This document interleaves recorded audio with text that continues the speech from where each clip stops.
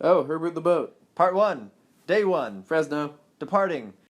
So we rented this truck because, well, we did. So this is what Southern California looks like. It's mostly desert, no oranges. This is what Arizona looks like. It's dry and deserty. There are no oranges.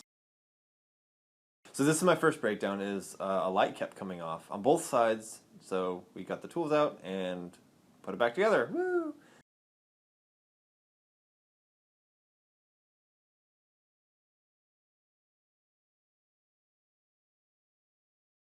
In Arizona, we had a problem with the strap broke, so we had to get a new one. Here's us at Oklahoma. Oklahoma. Hey, Missouri! Has anyone ever been that excited to be in Missouri? This is the first time anyone has ever seen this boat in water since I bought it. Because, yeah. Which we probably should have tested it before the trip, but that would have been the smart thing to do. That would have ruined all the fun. Oh yeah, well, so much fun was ruined by us not testing it. I kind of felt bad that we took that dock for like 6 hours, and people had to go around us for a lot of. It was really hard to put the tags on while the boat was rocking. And we definitely did not have any troubles with the engine not starting. Okay, we may have had a few troubles with the engine not starting. So this is the harbor, and if you guys ever get the chance to visit Grafton Harbor, do it, because we could have probably just stayed the entire 2 weeks at Grafton Harbor. It was beautiful, and the people were nice, and the food was pretty fantastic. You can kind of see there's a lighthouse there, and that's where the public dock is, and the Grafton Harbor is like 300 feet away. Oyster bar! Was this like a bucket of... That what was this? A bucket of crawdads and sausage. Oh, the sausage. And potatoes and corn. Yeah. And that's a shark boat. It's a shark boat. Oh man, Grafton was awesome. Next morning, so they're sleeping right now while I'm up at 6 a.m. bored and filming. And then I walked around with my shark suit because it was cold. And lo and behold, I found some guys with a cannon, and they're like, "Hey, do you want to shoot a cannon?" And I was like, "Yes." 2, 1, boom. Good morning, Grafton. Oh, good. One of the things about this trip is there are so many bridges, and they are very attractive bridges. Not that I'm like attracted to them, but they're just really cool looking bridges. So we tried to tow the dinghy with the boat, which was logical, except for that dinghy does not tow well at all. This is Kevin and Dan. It walks around a lot. So we just kind of secured it in a vertical position to make it work. Which was also bad. Yeah, because now you can't get on or off the boat from that side. You can't see. Oh, by the way, tip for like if the first time you go through a lock, or even not the first time, just radio the lockmaster and be like, "Yeah, this is my first time, what do I do?" And they are so nice and so cool, and they'll help you out. Canal? Yeah, or canal. Death Channel. Yeah, it turns out you should go down the canal.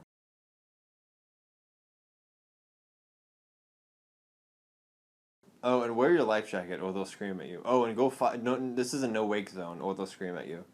Basically, don't be stupid like we were, and they won't scream at you.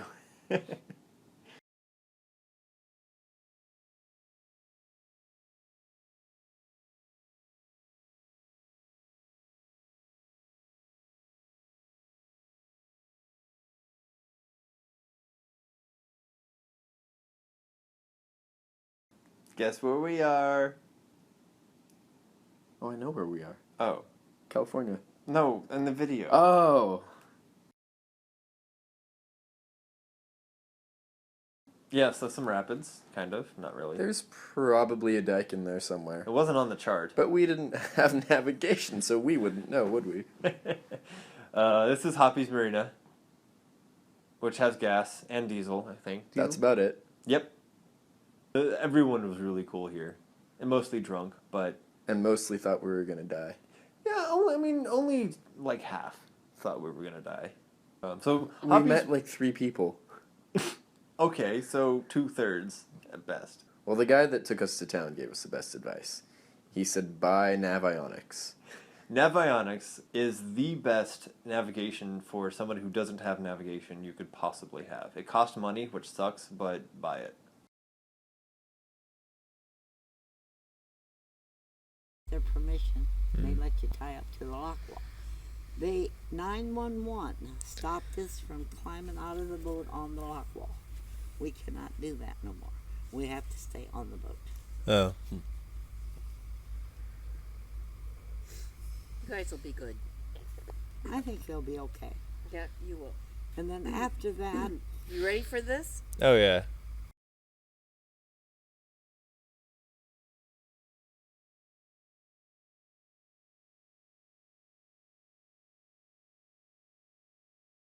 So we went almost an entire day without seeing another person. It's kind of lonely, actually, on the Mississippi.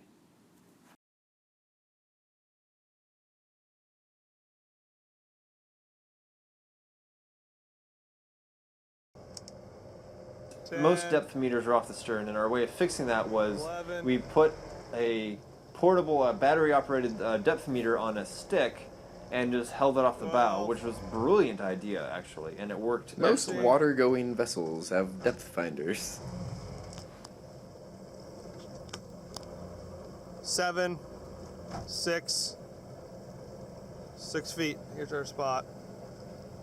5, 4, 4, 4, 4, 4, 4, 3. Hang on.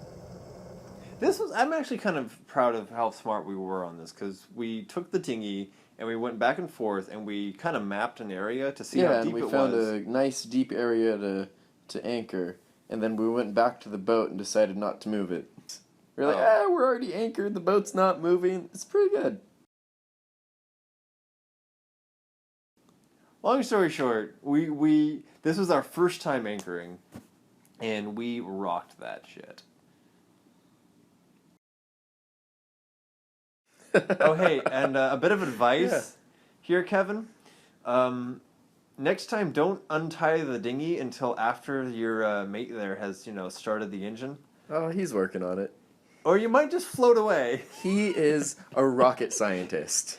Yeah, that has nothing to do with propane-powered outboards. He'll be fine. And, Bye, I have Kevin. a paddle, so we're good. Bye, Kevin. Yeah, I can see how fast you're going with that paddle. Well, Dan's not helping with the other one we don't have. Look at that. Started first pull. Is that tacky? That might be No. tacky. No. So what happened when you were getting gas? Was this a fun trip? Define fun. Then we have to hike through some forest. Then we hike through some sugarcane fields. And finally get to the road. And realize we have to go over the bridge to get to the gas station. There's no sidewalk on the bridge. In a minute, some guy in a truck pulls over. And it's like, what's up, guys? And anyways, we get to the other side of the bridge, and it's like, wait a second. You guys wanted gas, right? It's like, well, there's a gas station on the other side of the bridge, right? And I was just like, oh my god, no, we did not know that.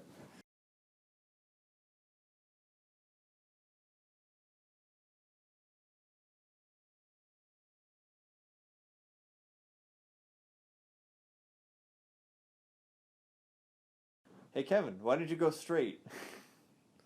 Because my leg's shaking Oh, too you're much. dodging a tree. Okay. Yeah, don't hit trees. Or barges? Okay, so this was one of the first barges we encountered, and we were kind of scared about it. And there was an island. There was actually a yacht on the other side of the island. Remember that? Oh, hey, of all the things you expected to see on this trip, was a pirate ship one of them? Because Oh, well, yeah, I thought that's all we were going to see. if you look They, hard they enough... just kind of looked at us. They didn't wave. They didn't say Yeah. anything. They just kind of stared at us. It was a Well, little weird. In our defense, that's kind of what we did to them. Yeah, well... So this is Cape Girardeau? Girardeau. And there's a fuel dock here that only sells a diesel. Can you see it yet? Oh, Can there you it pick is. it out? I bet you can't. I still Oh. can't see it. Oh. Still not sure what I'm looking at. Yep, that's it. That's the Cape Girardeau diesel dock. They even have a sign. Yeah, see the sign? So this is a commercial dock. Yeah. We had to call the guy to make sure it was okay for us to dock there. Or to ask permission to dock there. By the way, it gets really hot in summer. Oh yeah, I realized why Dan turtled. he burned his feet, actually. They were burned for a good day or two. But if you need gasoline, the gas station's only about a quarter-mile walk. It's about half a mile. Okay, still. The gas station's not too far from the boat, so... Plus, you get a free ride. We were later told by our Airbnb host to bring a rifle to that gas station. Yeah, apparently that's the, scariest gas station in all of the area. Oh, and I do not recommend at all that you plan to stay with your boat against this dock unless you have a big boat, because this is one of the smallest barges that came through, and it rocked Herbert hard. Also, you're not guaranteed to be allowed to stay there. No. It's a commercial dock, and you have to call for permission. So the guy who let us stay there was very nice to let us do that. Yes. Some thunderstorms that might have come through, so we decided to truck the boat over. And when I say we, was it? Well, please, Dan and I drove it to New Orleans and back. Overnight. Yeah, very much a fun trip. Without sleeping. So here we are driving from Cape Girardeau to Memphis. Dan's sleeping. God, that guy can sleep anywhere. And then I'm totally awake. he got sick of talking to me. Yeah. And so he just said goodbye, and yeah, that's the best lie I can come up with. So much to our dismay, we entered Tennessee going over the bridge instead of under it.